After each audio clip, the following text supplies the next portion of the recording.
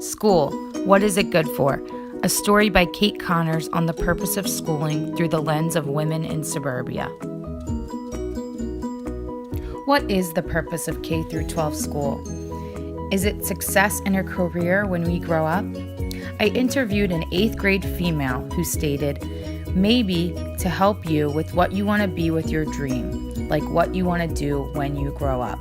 And I related to this a lot. This is exactly how I felt and thought that school was. When I was first asked this question in the beginning of this course, I thought to myself, wow, I have not really thought about what the purpose of school is. It was drilled into my head that the purpose of school was to end up having a career and being successful. Little did I know that K through 12 school offers so much more. Is it to help you find who you are? Is the purpose of school personal growth? I interviewed a 35-year-old mother of 2 school-aged kids. She thinks the purpose of school is, quote, to learn what they are good at and what they like to do so that they can have a career and be happy. This got me thinking, how do we teach the content that the children must learn and also keep them happy and engaged? Lastly, could the purpose of school to become contributing citizens in society? Is it for preparation for life after K through 12 school? I introduced a 30-year-old special education teacher with several years' experience teaching. She stated, quote, okay, I would say basically it's to shape children to be able to work in the world. Ultimately, we are teaching, preparing socially, mentally, and physically for life after school, and to be citizens to work and contribute to our society. I felt this was a beautiful, well-rounded answer, and it really put in perspective how teachers are seeing why they're teaching. If we combined all 3 of these theories, I feel that we could create a wonderful definition of why we go to school.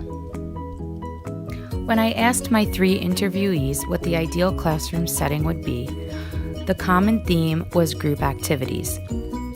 Interview 1, my 8th grade student stated, when everyone works together, I guess. Like, it's not like you independently doing it, it's like people helping each other, I guess.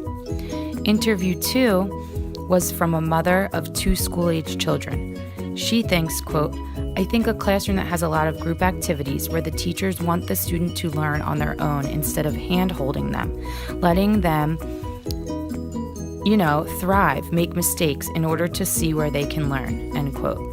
And lastly, interview 3 was a 30-year-old special education teacher. She stated, I am working in small groups of children in an intimate setting, so the biggest group I have is 8, and they are typically split into 2 groups where I can work in a closer environment with them.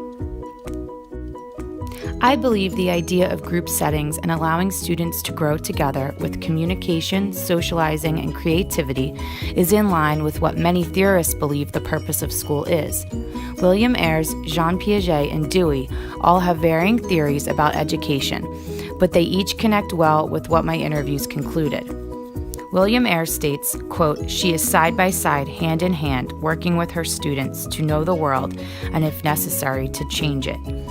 Jean Piaget said, the principal goal of education in the schools should be creating men and women who are capable of doing new things, not simply repeating what other generations have done. And John Dewey believes, quote, I believe that the school is primarily a social institution. Education, therefore, is a process of living. What are schools doing particularly well? My interviewees believed 2 different things.